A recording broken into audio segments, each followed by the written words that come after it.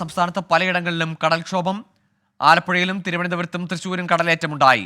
ആലപ്പുഴയിൽ പുറക്കാട്, വളഞ്ഞവഴി, ചേർത്തല, പള്ളിത്തോട് എന്നിവിടങ്ങളിലാണ് കടലേറ്റമുണ്ടായത്. തൃശ്ശൂർ പെരിഞ്ഞനം ബീച്ചിൽ മത്സ്യബന്ധന സാമഗ്രികൾക്ക് കേടുപാടുണ്ടായി. തിരുവനന്തപുരം കരംകുളത്ത് വീടുകളിൽ വെള്ളം കയറി. പൊഴിയൂരിൽ നിന്ന് MG പ്രതീഷ് ചേരുന്നു വിവരങ്ങളുമായി. പ്രതീഷ്, എന്താണ് പൊഴിയൂരിലെ സാഹചര്യം? ഇപ്പോഴും കടലേറ്റം രൂക്ഷമാണോ?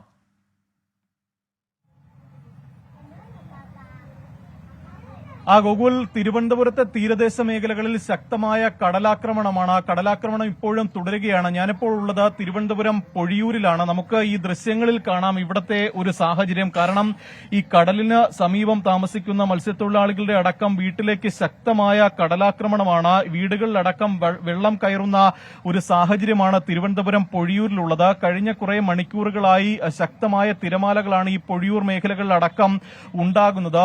ഈ വീടുകളിലേക്ക് അടക്കം വെള്ളം ഇരച്ചു കയറുന്ന ഒരു സാഹചര്യമുണ്ട്. റോഡുകളിലടക്കം വെള്ളം ഇപ്പോഴും കെട്ടിക്കിടക്കുകയാണ്. കാരണം ഈ വലിയ തരത്തിലൊരു കടലാക്രമണം ആരും പ്രതീക്ഷിച്ചിരുന്നില്ല. അപ്രതീക്ഷിതമായാണ് ഇത്തരത്തിലൊരു കടലാക്രമണം തിരുവനന്തപുരത്തെ തീരദേശ മേഖലകളിലടക്കം ഉണ്ടായത്. അതുകൊണ്ട് തന്നെ ഈ മത്സ്യത്തൊഴിലാളികളടക്കം ഈ തീരമേഖലകളിൽ നിന്ന് മാറി താമസിച്ചിരുന്നില്ല. അവരിപ്പോഴും ഇവിടെ തന്നെയാണ്. ഇന്ന് രാത്രി 11:30 വരെ ശക്തമായ കടലാക്രമണം ഉണ്ടാകുമെന്നൊരു മുന്നറിയിപ്പാണ് കാലാവസ്ഥാ കേന്ദ്രമടക്കം നൽകുന്നത്.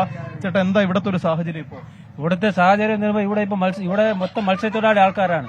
ഇവിടെ ഈ കടലിന്റെ ഈ തീരം കൊണ്ട് ഇത് ഇപ്പോഴേ 3 മാസം കൂടിയുണ്ട്. ഈ 3 മാസത്തിൽ ഇവിടെ ജനങ്ങൾക്ക് ഇവിടെ ജീവിക്കാൻ പറ്റൂല. ഈ തീരം മൊത്തം പോയി കഴിഞ്ഞു.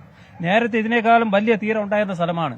ഇപ്പോഴീ ഇവിടെ തമിഴ്നാട്ടിലേക്ക് അവിടെ അവർ കല്ലിട്ട കാരണം ഇവിടെ കേരളത്തിന്റെ ഈ ബോർഡറിൽ ഇവിടെ ഉള്ള മൊത്തം വീടും ഇവിടെ നശിക്കുകയാണ്.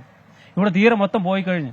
അത് ഇപ്പൊ ജനങ്ങൾക്ക് എന്തെങ്കിലും അടിയന്തരമായിട്ട് എന്തെങ്കിലും ഇവിടെ ഗവൺമെന്റ് എന്തെങ്കിലും ചെയ്താലേ ജനങ്ങളുടെ ജീവന് രക്ഷയുള്ളൂ. ജീവനും സ്വത്തിനും ഇവിടെ രക്ഷയില്ല.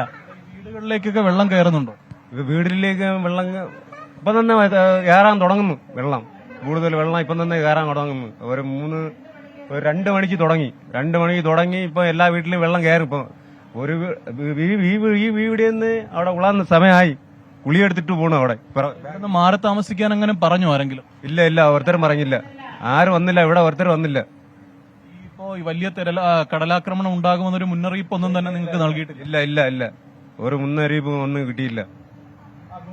ഈ പൂവാർ സ്വദേശികളടക്കം പൊഴിയൂർ സ്വദേശികളടക്കം പറയുന്നൊരു കാര്യം അതാണ്. കാരണം കൃത്യമായ മുന്നറിയിപ്പുകൾ ഒന്നും തന്നെ ഈ കടലാക്രമണവുമായി ബന്ധപ്പെട്ട ഈ മേഖലകൾ നൽകിയിട്ടില്ല. നമുക്ക് ദൃശ്യങ്ങളിൽ കാണുന്നത് തന്നെ ഒരു ഗുരുതര സാഹചര്യമാണ്.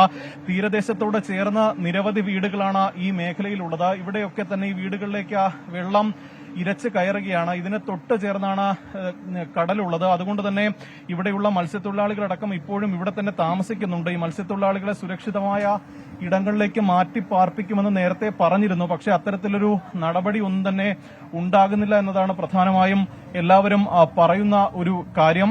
നിലവിൽ ഈ കടലാക്രമണം ഇപ്പോഴും ഈ മേഖലകളിൽ തുടരുന്നുണ്ട്. നമുക്ക് ഈ ദൃശ്യങ്ങളിൽ കാണുന്നത് ഈ തീരമേഖലയിലോട് ചേർന്നുള്ള വീടുകളാണ്. ഈ വീടുകളിലേക്കാണ് ഇപ്പോൾ ഈ വെള്ളം ഇരച്ചു കയറുന്ന ഒരു സാഹചര്യമുള്ളത്. എന്താണ് ഇവിടുത്തെ ഒരു അവസ്ഥ? ഇവിടുത്തെ അവസ്ഥ ഞങ്ങൾക്ക് ജീവന് ഉത്തരവാദിത്തമില്ല. കാര്യം ഇവിടെ 3-4 മക്കള് കിടക്കുകയാണ്. കുഞ്ഞു മക്കള് പോവാൻ ഒരു ഇടവില്ല. ഒരു മുമ്പർമാർ ഇതുവരെ ഒന്നും അന്വേഷിച്ചതില്ല.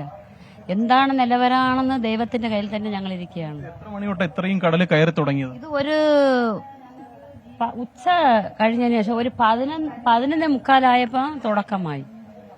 അതായിരുന്നു ഞങ്ങളുടെ അവസ്ഥ. ഇപ്പൊ ഇതാണ്. ഞങ്ങൾക്ക് ഓടി പോവാനും ഒരു ഇടവില്ല. മക്കളുടെ അവസ്ഥ എന്താണെന്ന് അറിഞ്ഞൂടാ സാറേ. പേടിച്ചാണ് ജീവിതം. അവസ്ഥയിൽ ഇവിടെ തന്നെ തുടരുകയാണോ? ഞങ്ങൾക്ക് പോകാനും ഒരു ഇടവില്ല. ഒരു മുമ്പർ അല്ലെങ്കിൽ വന്ന് കടൽ പൊങ്ങിയ ഉടനെ സ്കൂളിലേക്ക് വന്ന് താമസിക്കാനൊക്കെ പറയും. ഇപ്പൊ ആരും അന്വേഷിക്കാനോ ഒന്നിനും വരുന്നില്ല. ഇവിടെ 4 കുഞ്ഞു മക്കള് റൂമിൽ കിടന്നുറങ്ങിയാണ്. ഗൂഗിൾ ഇവർ പറയുന്നത് ഗുരുതരമായ ചില കാര്യങ്ങളാണ്. കാരണം ഇത്തരത്തിൽ ഏതായാലും സംസ്ഥാനത്തിന്റെ വിവിധ ഭാഗങ്ങളിൽ കടലേറ്റം രൂക്ഷമാണ്. തിരുവനന്തപുരത്ത്, തൃശ്ശൂരിൽ, ആലപ്പുഴയിൽ അങ്ങനെ വിവിധയിടങ്ങളിൽ ആളുകൾക്ക് വലിയ ബുദ്ധിമുട്ടുണ്ടാകുന്നു. തീരമേഖലകളിൽ മുൻകരുതലുകളോ അല്ലെങ്കിൽ മുന്നറിയിപ്പുകളോ ഇല്ലായിരുന്നു എന്നതാണ് തീരദേശ ജനത ഉന്നയിക്കുന്ന പ്രശ്നം, അല്ലെങ്കിൽ അവരുടെ പരാതി അതാണ്. ഏതായാലും രൂക്ഷമായ കടലേറ്റമുണ്ടാകുന്നു. ദുരിത സാഹചര്യമാണ് തീരമേഖലകളിൽ.